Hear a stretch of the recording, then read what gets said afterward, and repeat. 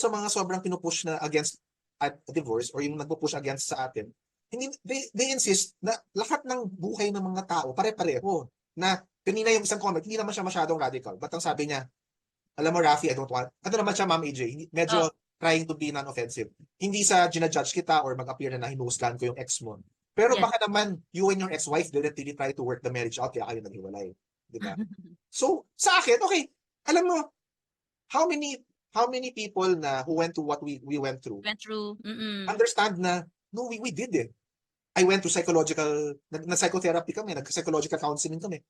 Lahat ng pwede counseling ginawa namin, and then lahat ng psychologist na nakausap namin, mas maganda maghiwalay na lang kayo. Yun yung payo ng mga expert. Oo, totoo yan. Buti mo isang, actually may isang, hindi ko na sabihin ng church sa Amerika, yung Yes, kausap namin pare, sabi niya, I think you guys are better off. apart. Oh, pare ito, Catholic priest ito. Sabihin saan pare yun. Baka, Oo. oh, but sa Amerika kasi bukas isip ng mga tao, di ba? And yung to think, yung sa amin ng ex ko, it was because nagkaiba kami ng landas. Ito yung gusto ko, ito yung gusto niya. It wasn't like nang babae ako or may ginawa akong sobrang karumal-dumal or vice versa. Kami yung classic na, wala, one day, suddenly, nag-fall apart na lang yung relationship namin and dumating sa point na parang wala na. So, nag-pray kami nung time na yon, hindi pa ako Oo. atheist eh, di ba? So, araw-araw ako nasa simbahan, Lord, di ba? Please, save, di ba, my marriage. Oo. Dumating sa point, wala na talaga eh. So ano to, kasalanan to ng Diyos. Sana mo naman. So yun ang gusto ko sabihin, hindi pare-pareho ang buhay ng tao. So yung sinasabi nyo, meron kayong pinagdaanan na na-overcome nyo, good for you. But kung narinig nyo yung mga storya ng ibang mga kasama ko dito sa divorce group, grabe, binugbog ng asawa, talaga, di ba? Tapos iniwan ng babae or vice versa. How will you stay in that kind of relationship? No, di ba? Tapos kamo, Ma'am AG, sabihin nila, annulment kayo. Ganon kadali. Yung mga Pero hindi lahat ng relihiyon ay may annulment. yun Doon din. na naman eh. Oo. Parang ganun kadali. Ang problema, hindi, alam nyo kasi hindi nila naiintindihan eh. Parang, o sige, anal na lang. Do you guys have any idea ano yung dadaanan na proseso sa annulment? Pag Catholic annulment, dadaan pa yan sa isang tribunal sa Rome yata. Can you Oo. imagine? So, what are we supposed to do? Yeah. Divorce is the only option, guys. No? Kaya, wag sana kayo masyadong sarado yung isip. You know? Ito yung time na makita nyo na hindi patas ang laban ng buhay, meron talagang nadihado, di ba?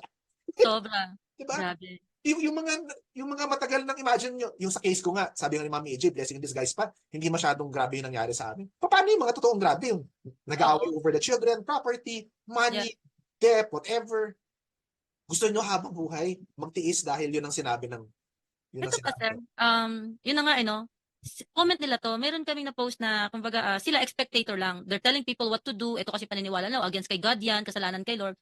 Pero sa mga stakeholders, hindi nila nailagay sarili na sa stakeholders eh. At meron ako nakita na nung una, let's say 2016, 2017, sumusuport na ako sa divorce. At that time, hindi ko need yan. But later on, 2 years after the fact, na nag-usap kami ng ganon, ngayon kailangan niya na ang divorce. Sabi, sis, paano ba ako, pero sana, alam mo yung, paano ba daw siya, magpapa-member? Wala na akong masabi. Sabi ko, so that time siguro kung nasuportahan mo ito, maybe additional numbers, we needed the numbers, no? But sana wag hintayin na kailangan mo pa. Ibig ko sabihin isipin mo para sa anak mo, sa kaibigan mo, nangangailangan, mga ganun ang lagi namin sinasabi. Kahit na sa pamilya mo, let them support you. Let them understand that their signature, their registering their support helps a lot. Them sharing your post, our post sa grupo, no? It helps a lot. So yung engagement na ito napaparating sa mga mambabatas to keep it alive, to keep it moving para hindi tayo stuck ulit. Ayoko na tayo ma-stuck ulit. Sir Rafi, sandali basahin natin to. Si Mamita from Cebu. You cannot change their minds. They are against, and yan talaga pananaw nila. Taga Cebu yan eh. And andun nga, ang ano niya nga pala niya ay, sino to? Si District 5 ba yan? Si Mamita? Si Congresswoman Daphne Lagun? And then si Ma'am Generosa. May napanood nga ako sa online mass. Sabi ni Father, pwede naman daw maghiwalay kung di na magkasundo. Ano yun? Bitter lang? Di ba pwede maghiwalay at maging masaya ulit? Hanggang hiwalayan lang. They should read Matthew 19 verse 7-9.